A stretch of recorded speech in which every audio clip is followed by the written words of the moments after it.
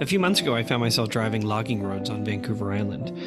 And a few days later, I found myself in an independent bookstore and I saw a book by Harley Rustad called Big Lonely Doug. Who was Big Lonely Doug and what made him so lonely?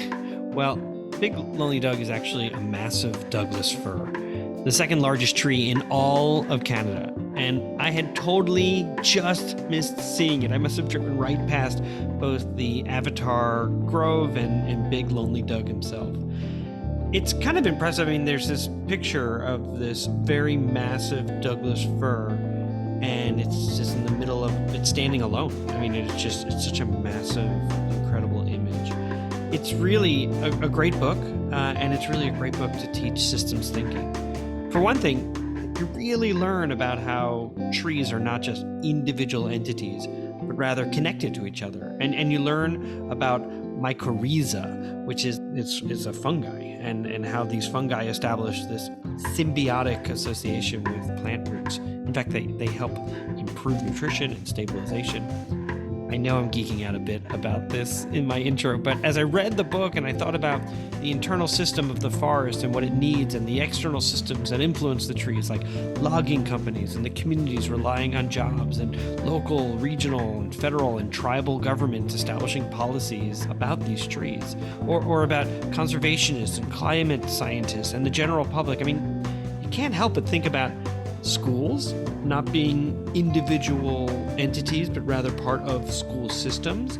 And it's hard just not to kind of have your brain sort of shift to, man, this is just like schools and school systems when reading the book. And you can't help but think of my guest this week, who's working hard in the U.S. Capitol, Washington, D.C., to build enduring systems for children with their families.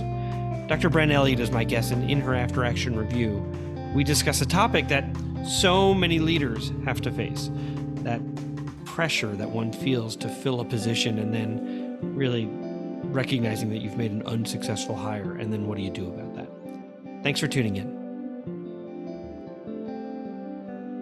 Today on An Imperfect Leader, Dr. Bren Elliott is my guest. Dr. Elliott is the Chief of School Improvement and Supports for the District of Columbia Public Schools, also known as DCPS. In her role, she leads efforts to see the district meet the goals outlined in its strategic plan. And prior to DCPS, Dr. Elliott worked in Tennessee and in North Carolina as a teacher, an assistant principal, a principal, an area director, an assistant superintendent, and plus, Dr. Elliott is a former officer in the United States Army, and she completed 10 years of military service. And so, Bren, welcome to An Imperfect Leader. Thank you. I'm excited to be here. Well, I am thrilled to see you again. I learned about you and your experiences at a leadership session that you were presenting in San Antonio. And during that session, you captured all of our attentions with your descriptions of your childhood and how it fueled really your moral focus. I think you were telling the story about the bus ride and where you waited for the bus or decided to get off the bus and the conversations within the bus. It really has stuck with me as a really moving testimony to your story. And we'll talk about the content of your presentation in a minute, but I was hoping you might talk about one other captivating story from your life, that transition from the military to being a new teacher in Nashville, Tennessee. How did you become a teacher after 10 years in the military? Yeah, I actually became a teacher after 4.5 years on active duty, because then I did additional 6.5 years as a reserve officer. So I have a total a little more than 10 years of service, a combination of both active duty and reserve service. But I got out of the military after Desert Storm, and they were giving early outs, and I had been tutoring at my church and decided I would try to teach. And so I'd actually been in graduate school at Vanderbilt, aspiring to be this amazing research scientist, and just not really feeling like that was my passion or my calling. And so I took a semester off and substitute taught, and ended up in a classroom the following year as a full-time teacher with no student teaching experience. And life in the military as an officer is very different than a high school teacher, as you might imagine.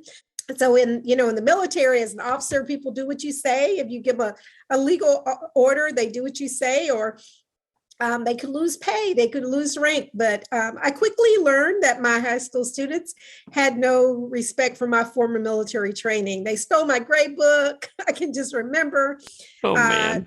they, wouldn't listen in class. And so one day I decided, like, you know what, I need this job and I'm smarter than these children. I'm going to figure it out. So I went home and I planned the most engaging lesson I could plan for them. Came back and did some science experiments that were some small explosions. I was going to say, it wasn't just a small experiment. I remember all of us, It when was you a bomb. captured an audience, when everyone sort of like leans forward, and that's Yes, where you had us. And it was like, I think I made a bomb. it was a Saturday morning or a Sunday. It was a Sunday morning. It was a really early morning presentation, and everyone was like, "What did you do?" I made a bomb, a flame-filled expedient, and it wowed the kids, and they were interested in science and what were the possibilities for their life. So, fortunately, they were not interested in really making bombs, but high school kids are just curious. And I learned the importance of being able to connect with young people because it did not matter, what I knew about science. If I could not connect with young people, they were not interested in learning from me.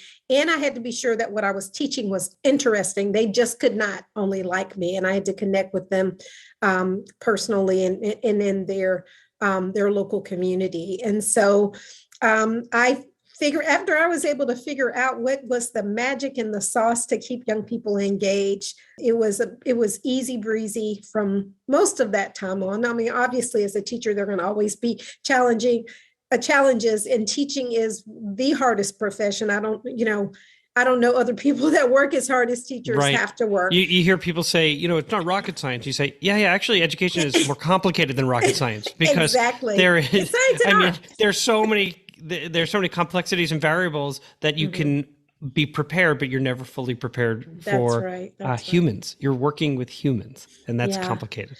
Yeah. So in the leadership model that I use to advise others, there's a dimension, the leader's learning work. And that is like the mind of an organization's work. And inside that dimension is a term, applying systems and design thinking. And I read this about you. Bren Elliott is a systems thinker and an innovator. She cites as the major contributors to her success a strong belief that students can and want to succeed, and strategically working to build a team of educators, students, parents, and community members who believe the same. So the session I attended was called Anti-Racist Roadway to Systemic Change. It's clear that systems thinking is important to you. And I thought you gave all of us in the room a good way of thinking about making change in our school systems. So for me, it helped me reflect on decisions I've made, especially in the area of equity, where I wished I had considered systems thinking habits like the unintended consequences and causal loops. And so I wonder, would you describe how you use systems thinking in your work? Sure. I get to use that quite frequently in the school improvement work that I do. We're actually redesigning high schools in DC and use human-centered design thinking as well. And with systems thinking, you're thinking about the intersections of all of those pieces. And I really lean into the work around implication wheels. I don't know if you've studied like second, third, and fourth implications when you make decisions. So Sure. I always am that's thinking about if I do with. this, what happened? Then what are the things down the road that are going to also happen as a result of that? So for me, first, system thinking is thinking about what are all the levers that you're able to move toward whatever change you're trying to implement. And that includes people and processes. So like, how are you moving all of those things in alignment and being really strategic and intentional about each of those? So if I, in the design of whatever work I'm leaning into, I think about what is my theory of action, like if this happens and this happens and this happens, and then I get to the result. And I think it is really critical that we do use those types of models in science in education, because like it's just not going to happen by magic, right? There is intentional work that happens to teach kids how to read. Like it's not going to happen by magic. It is intentional work to change a low performing school. Yeah, you think about it from the perspective of, well, I'll give you an example. I worked with a local community college to create early college, right? So juniors and seniors in high school could go to the community college and earn their associate's degree or their industry recognized credential while still being high school students. And so they could graduate debt free, having completed 2 years of college. And that was pretty wonderful. Using your example of considering the unintended consequences or the ripple effect of a decision and then anticipating how you might adjust or pull a different lever so that when the system is nudged in a different direction, it will work aggressively to return to status quo, right? It likes status quo. It does not like to be agitated. Yes. And one of the things that I hadn't considered was this archetype that is called accidental adversaries, where I hadn't realized. I'm thinking, this is an incredible decision that we're making for kids. It's a game changer. They can graduate debt-free with 2 years done. They can enter college if they're going to a 4-year school, if they're junior year. If they're entering the workforce, they have the training that they need to do that. And I hadn't considered how honors and AP teachers were going to feel about how they felt potentially that we were taking away their kids, or what was that going to mean for their jobs, and were they going to have to teach other classes now that potentially they were going to now lose a section of their AP, and how, humans are humans. And so if we see things through a scarcity model, we feel like we're losing as opposed to what are we gaining for kids. And it doesn't mean that you wouldn't choose maybe a different decision, but it certainly means that if you don't include the people most impacted by that decision, they potentially might work to undermine the good work that you're working on. So I imagine that's what you're doing in this sort of second, third, fourth sort of thinking about how people might react or how the system might behave when you adjust, pull one lever to do one thing differently. Absolutely. Yeah, I think that is spot on. And I love that example, having had one of my children to graduate from an early college, and just the incredible advantage that gave to him as he headed to college graduated from college a year early, but also know that there are folks that were missing the sports and all of the experiences that young people have in a high school that is large and comprehensive. Right. But yeah, those are definitely trade-offs for kids as well as adults in those environments. And I think one of the things that I really appreciate with the work that we do in DC is that we really try to center the voices of historically marginalized groups in our decisions. So like, how are we putting our students and their families at the center, conducting empathy interviews and finding out what shifts mean for them. Some of the work that we've done, we were really struggling to get parents to buy into some of our high school redesign work. And, when we're like, don't you want better schools for your children? And they're like, you know what? I know you're new here, but this is like the fourth time that you guys have come to us and said you were going to do something new, and you've never followed through on your commitments to us. And so it's not that we don't want better schools for our children, but you don't have a good history of following through on what you do, what you say you're going to do. And you have a really poor record of doing that with us.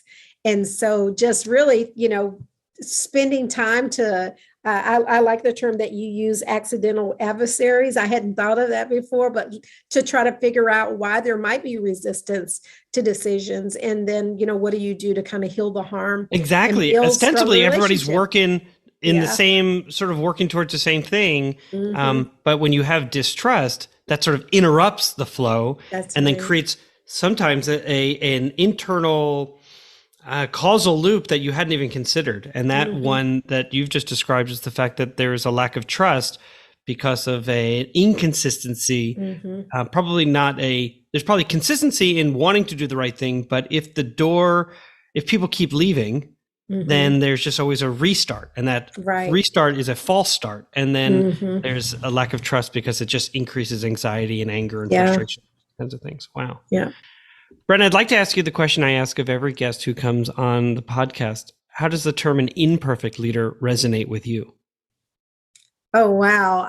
I really like that. I like that term because, I don't think any leader is perfect. And I think being courageous enough to be vulnerable and, own your imperfections can mean a lot to people that are following you, because that also takes anxiety and stress away from them when they may perceive that your expectations will be that they are perfect. But when you're able to be vulnerable, it's like, you know what, I've made mistakes along my journey, and those mistakes have often made me stronger, made me smarter, made me wiser. And so I love that idea of just owning that we're all imperfect, that we're all human. And the important thing is like we're failing forward, right? Often in some of the redesign or school improvement work, we're talking about fail fast, fail often, right? Yeah, and that's how you really innovate. You've got to be willing to try something new that hasn't been tried before. Understand that whenever you try something and you're not totally successful, there are pieces of what you've tried that you may be able to take to your next iteration of the model. And that is hugely important for change and growth. And we'll be right back. Hello, Imperfect Leaders. I am so excited. My new book, An Imperfect Leader, Human-Centered Leadership in After Action, is now available. You can order it by going to Amazon, Barnes & Noble. I've seen it online in lots of bookstores. And if you like it, would you please leave a positive review? Thank you so much for your support. An Imperfect Leader, Leadership in After Action is supported by ILAA, a firm dedicated to supporting aspiring new and established leaders. For more information, please find them at human-centeredleaders.com.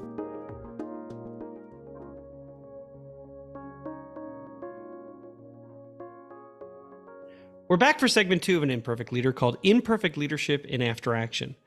My guest is Dr. Bren Elliott. In this segment, we ask our guests to deconstruct a decision that they had to make, and then we discuss it. So, Bren, what happened? Oh, wow. So I can remember being a high school principal in Nashville, Tennessee, at a school that it was a challenging school to keep staff and to recruit staff. It had been labeled at one point one of the top 10 most dangerous schools in the state of Tennessee, based on the number of guns that had been found on the campus. Had historically had a history of poor academic performance. And we had actually just gotten out of that status and we're on the way up, but I was still having a hard time recruiting teachers to come to this, this part of our city in Nashville. And I was 3 weeks into the school year and I still did not have a math teacher that I desperately needed. And I had someone to apply who, after the interview, I'm like, oh my goodness, this person is not ready to handle the classroom management aspects. This person had a doctorate in physics, so could be credentialed. And I just pushed the button and hired. And oh my goodness, I spent more time taking care of this one teacher than than trying to respond to all the other teachers in my building. Just was not able to build relationships with students. And if you can't do that, like that's half the battle with education. You've got to be able to connect with kids and help them to value the learning. And also in the school district, it was hard to fire a teacher. And so it took us a year and a half to be able to, fire the teacher. And it's a decision now, anytime that I'm, working with principals or we're thinking about hiring decisions of staff, hire smart. I'm like, the best thing you can do for yourself as a leader is to hire smart. And the urgency of the moment just got away from me. And I'm like, I don't want to go another week, but it would have been better to have a substitute that was, in that classroom than a teacher that I was going to have to keep, for the entire year that really didn't have the skills to perform. So looking back, we're talking about a school that has begun to be on the rise. And we both know that communities really they get sort of entrenched in their beliefs about a certain school, even when Mhm. things are getting better at that school, and Yeah. shifting the way that people understand and see the innovation that's going on there, the Hmm. community that's being built there. Sometimes a community is wary and unwilling to shift. Yeah. So you hire an individual who has the credentials, but really not the interpersonal, the ability to be empathetic, to demonstrate compassion. So looking back, what got overlooked? You have a process. What got overlooked? Yeah, it was the urgency. Like, so I was also on one side, it's like we're 3 weeks in, these kids have not had they've not had a math teacher. They've had a substitute. They actually have had several substitutes rotating in. And neither decision was going to be a perfect decision, but I really had not I underestimated the long-term impact of hiring a teacher that did not have the skills. And as we learned working with him, he was not going to be able to develop the skills in order to be able to manage his classroom. So I think I just, made a quick decision and I paid for it. And like, you know what, I hire smart. I take my time, even if we don't have a person in place. It's better to wait. I Um, imagine you were getting feedback from the department. Hey, we need somebody. We keep sending somebody in there to help the subs. I imagine you're yeah. hearing from others in the administration saying, is someone going to fill this position? Parents asking, look, my kid goes to that Yeah. school and they still don't have a teacher. And so there's Yeah. all this pressure. And Yeah. so when you're speaking to those who are listening right now, who are, driving their car or walking their dog and kind of thinking about, they're in the same position right now. It's hard to find teachers, Mhm. particularly math and science, particularly in special education. And what I hear you saying, but we'll get there in a moment, that what I hear you saying is really hire smart. It is better Mhm. to wait and manage the tension that exists in that waiting than to make a decision you're probably going to have to regret.